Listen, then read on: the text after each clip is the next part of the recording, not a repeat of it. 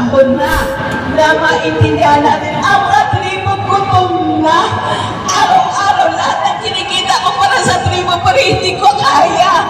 Hindi ko kaya. So ngayon kami sa tribong Maharlika, gumawa kami ng sistema na Dipino Gobyerno. Dipino Gobyerno. Sapagkat walang korupsyon. At kami ay nagkakaisa para ilabas na rin ang mga nakatago upang matulungan ang bayan. Tribong Maharlika upang tayo ay magising na. Ako po ay konsultan, hindi ako sanay mag-rally. Nandito lang ako para makikipag-kaisa sa lahat at para malaman nyo ang tribong Maharlika ay gumagawa ng Dipino Gobyerno. We have the rights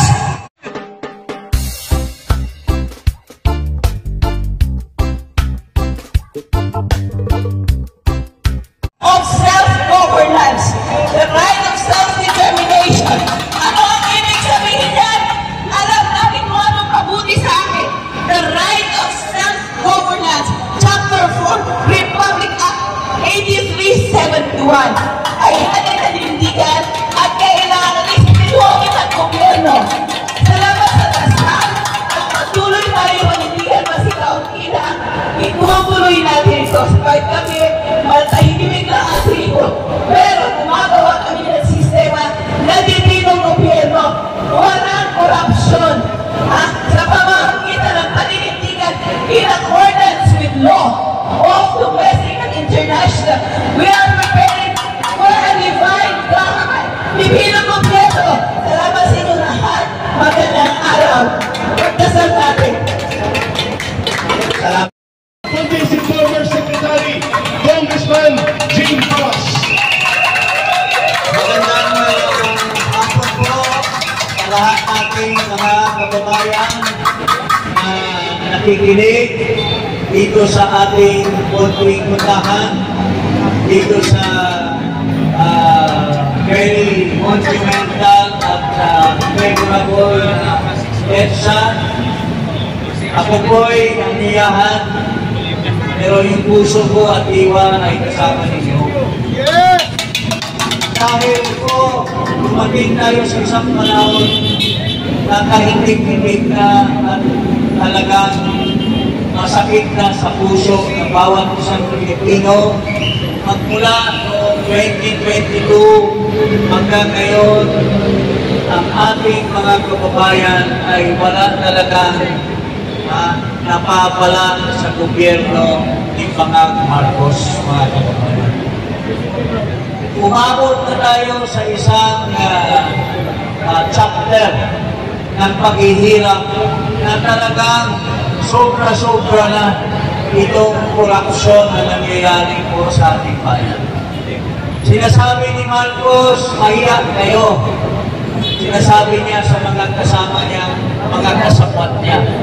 Pero hindi ba dapat, mga kababayan, sasabihin natin kay Marcos na bakit sila lang mahiya? Di ba ikaw ang numero 1 na mahiya?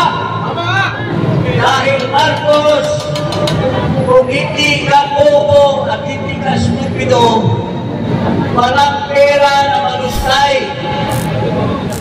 Kasi kung matalino ka, hindi mo papayagan na mailabas ang pera sa General Appropriations Act. Kung pinag-aralan mo, magmula ng 2022 to 2025, bawat taon dumadaan sa iyo ang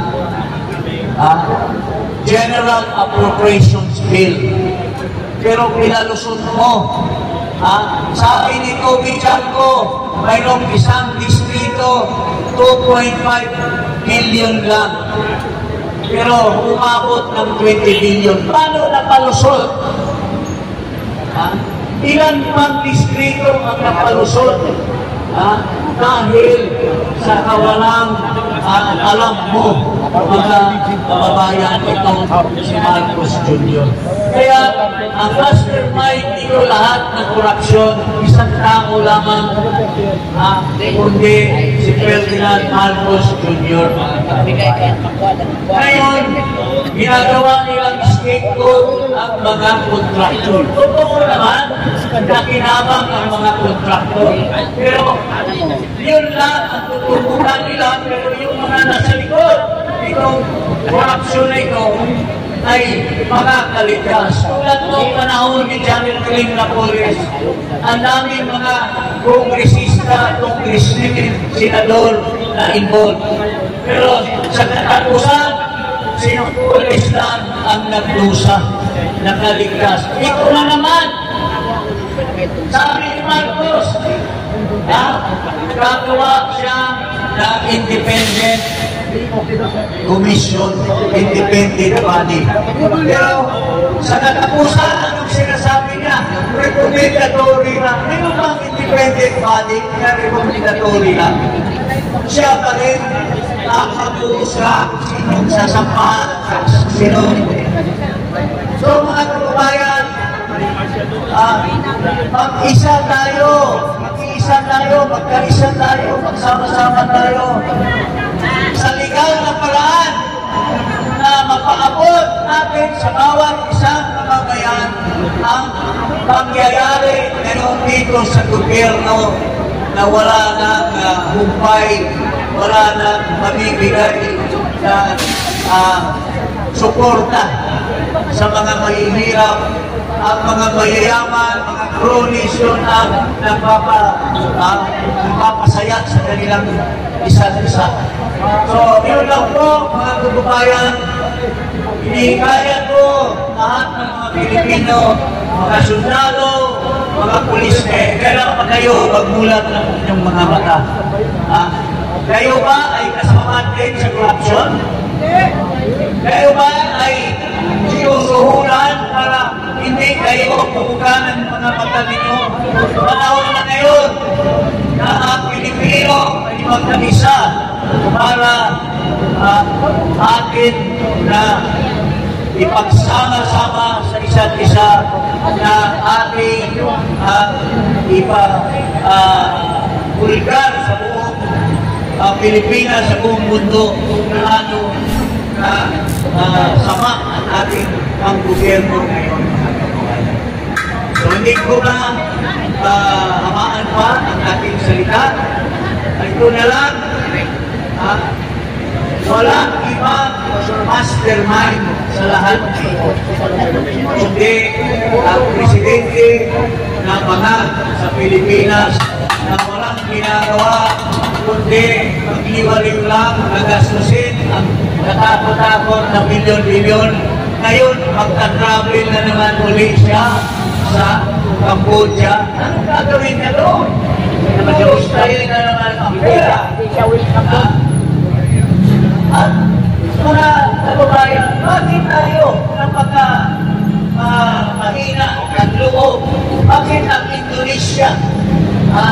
Sila kasi galing nilang dugong nila sa isang mga taga-Asya.